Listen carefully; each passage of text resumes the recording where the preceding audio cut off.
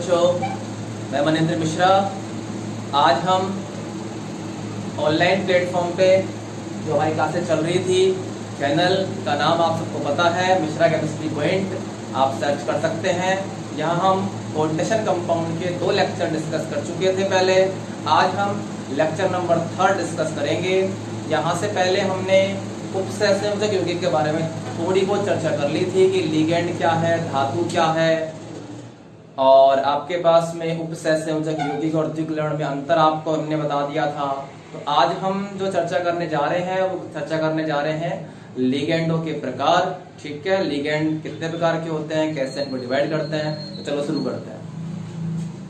देखो, लिगेंडों के प्रकार हम डिस्कस करने जा रहे थे। तो लिगेंडों के प्रकार यहाँ पर जो सबसे पहले हम पढ़ेंगे वो पढ़ेंगे संख्या के आधार। किसके आधार पर? संख्या के आधार। ठीक है, संख्या के आधार पर जो लिगेंड है वो आपके पास यहाँ पर अपन डिस्कस करते हैं।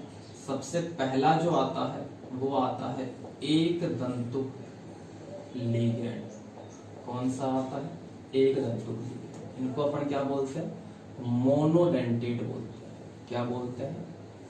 मोनोडेंटेट। ठीक है। दूसरा आपका आता है द्विदंतुक। द्विदंतुक कौन सा आता है? द्विदंतुक। ठीक है,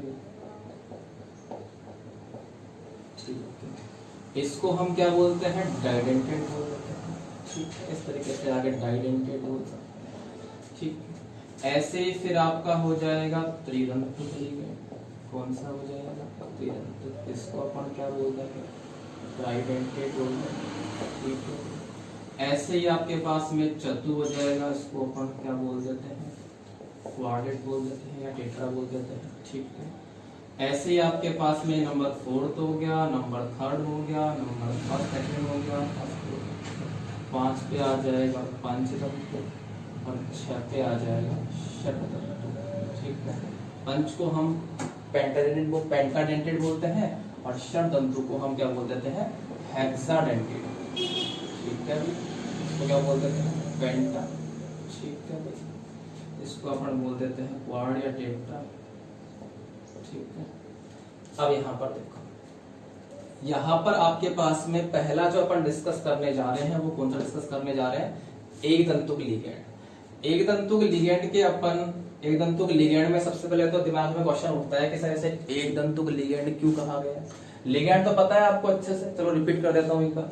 लिगेंड अपन को पता है कि जो क्या करते हैं, केंद्रीय धातु परमाणु को क्या करते हैं? अपना इलेक्ट्रॉन युग्म दान करते हैं। क्या बनाने के लिए? उपसहसंयोजक बंध बनाने के लिए। ठीक है। तो यहाँ पर इसका नाम क्या पड़ गया? एक दंतुक। दंतुक का मतलब होता है यहाँ देने से। तो यहाँ पर जो देने वाला परमाणु होगा वो कितना होगा? एक। या फिर अपन कह सकते हैं कि यहाँ पर जो उपसहसंयोजक बंध बनाएगा, उपसहसंयोजक बंध जो बनेगा उस बंध में एक परमाणु अपना इलेक्ट्रॉन युग्म दान करेगा। ठीक है, इसको अपन क्या बोल देंगे? एक दंतुक लिगेंड। अब देखो, एक दंतुक लिगेंड को अगर अपन डिवाइड करते हैं, किसके आधार पर डिवाइड कर रहे हैं? आवेश के आधार पर डिवाइड कर रहे हैं। तो देखो, आवेश के आधार पर इसको अपन ने 3 भागों में डिवाइड किया है। कितने भागों में डिवाइड किया है? 3 भागों में डिवाइड किया। तो 3 भाग कौन कौन से हैं? सबसे पहला और सबसे इंपॉर्टेंट होता है ऋणावेशित, और दूसरा जो होता है वो होता है आपके पास में उदासीन, और नंबर 3 पे आता है आपके पास में धनावेशित। जो सबसे काम में आने वाला है वो होता है ऋणावेशित। उदासीन भी काम में आता है, लेकिन धनावेशित के जो एग्जाम्पल है वो 12th क्लास में इतने नहीं पूछे जाते हैं। अभी तक 5 साल के अंदर कोई नहीं पूछा। तो देखो, ऋणावेशित जो लिगेंड है उसके अंदर सबसे जो पहला एग्जांपल आता है वो आता है आपके पास में X माइनस। कौन सा आता है? X minus. आप सबको अच्छे से पता है कि जो आपके पास में X है, X को अपन बोलते हैं हैलोजन। क्या बोलते हैं? हैलोजन बोलते हैं। ठीक है। और इसमें जो आपके पास में आने वाले हैं, X के अंदर आपके पास में कौन कौन से आ सकते हैं? X के अंदर F माइनस हो सकता है, Cl माइनस हो सकता है, Br माइनस हो सकता है और I माइनस भी हो सकता है। आप इसको फ्लोराइड आयन बोलते हो, इसको क्लोराइड आयन बोलते हो, इसको ब्रोमाइड आयन बोलते हो और इसको आयोडाइड आयन बोलते हो। उपसहसंयोजक यौगिकों में लिगेंडों का नाम लिखते समय इस बात का हमेशा ध्यान रखना है कि लास्ट में या अंत में क्या जोड़ देते हैं, ओ जोड़ देते हैं। क्या जोड़ते हैं? ओ जोड़ देते हैं। जैसे X को हम क्या बोलते हैं? X को हम बोलते हैं हैलाइड, ठीक है। तो यहाँ पर इसको क्या बोल देंगे? हेलो बोल देंगे। क्या बोल देंगे इसको अपन? हेलो, ठीक है।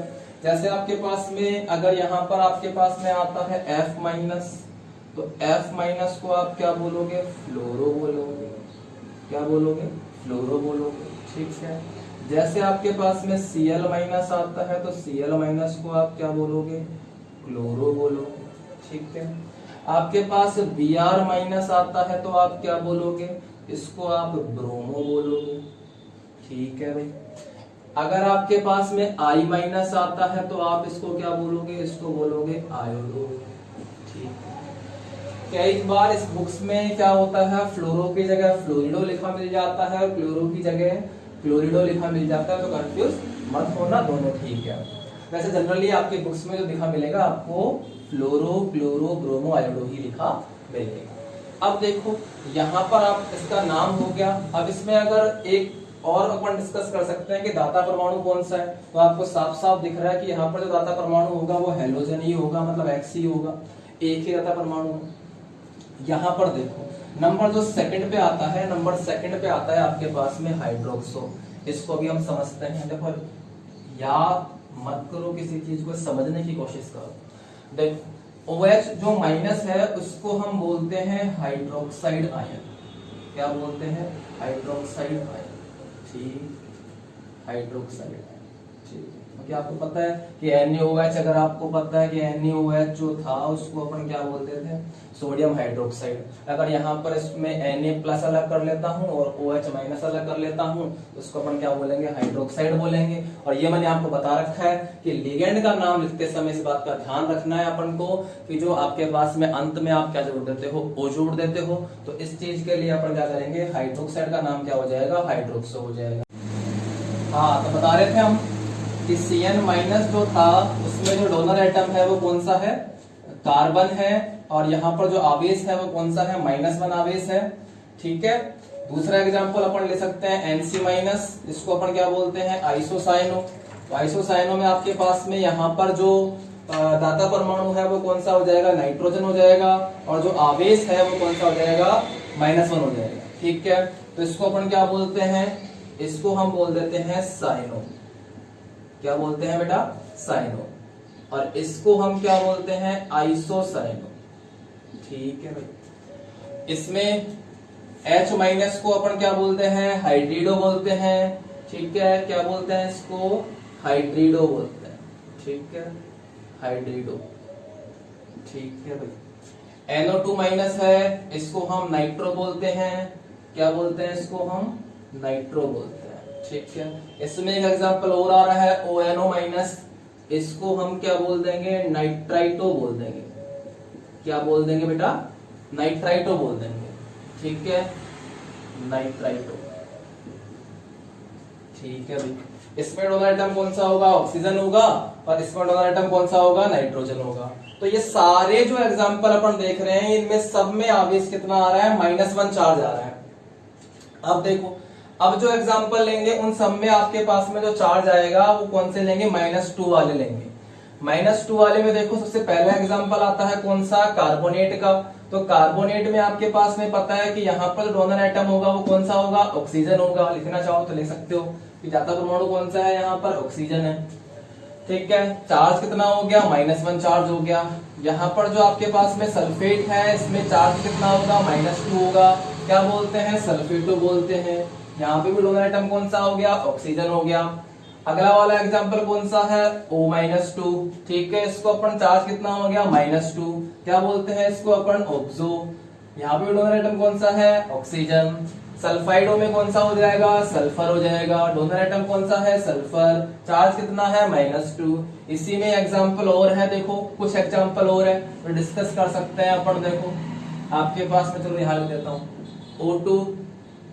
O2 2 माइनस, ठीक है। इसको परोक्सो बोल देते हैं।